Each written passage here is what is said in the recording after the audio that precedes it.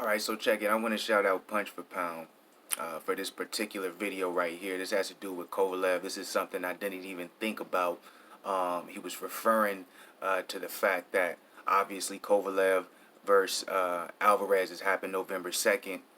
He was talking about how great Kovalev is, but he pointed out something I didn't even think about when it came to the Kovalev-Canelo fight. Kovalev has only had 10 weeks in between his Yarde fight to when the supposed date for the Canelo fight is, right? 10 weeks.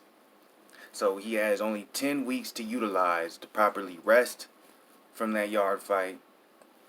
He doesn't necessarily have to get back into shape, but he still has to train in order to be ready for that 12-round fight with Canelo.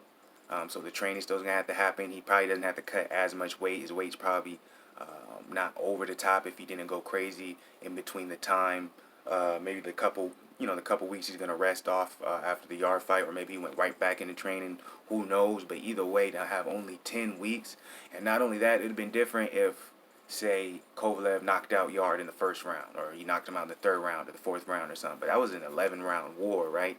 Obviously, Yarde took a lot of damage, but he pushed Kovalev. And not only that, it was over in Russia. Okay? So in a total different country as well. So the turnaround point for Kovalev to fight Canelo, man, is rough, right? And, you know, he pointed out the fact. He said he 100% believes that Kovalev was concussed in that fight. And there's a big possibility he was, because it was the 8th round, I believe. It seemed like Kovalev was about to be dropped. He didn't get dropped, but damn, he was close. So I could believe that he was possibly concussed.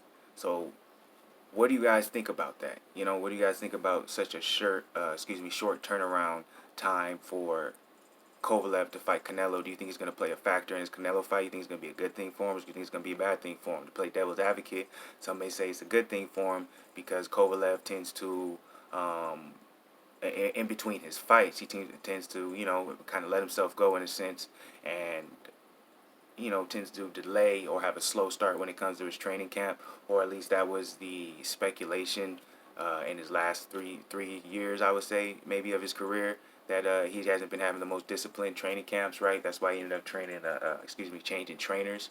I'm going to make a video about that, actually. Kovalev actually spoke on his last trainer, saying the current one he's with is the best he ever had. Even more to support the theory that Punch for Pound said, too, is I'm reading an article. It was posted today. Kovalev would have retired if he had lost to Yarde. So that's interesting, too. So I'm like, if you feel like you had a great training camp, you feel like you're the best you ever felt, that's what Kovalev said at the end of that fight. For him to think if he lost to Yarde, he would just go ahead and hang it up, which now see a lot of people will argue, yo, well, that makes sense. You know what I'm saying? He lost to the young up-and-comer.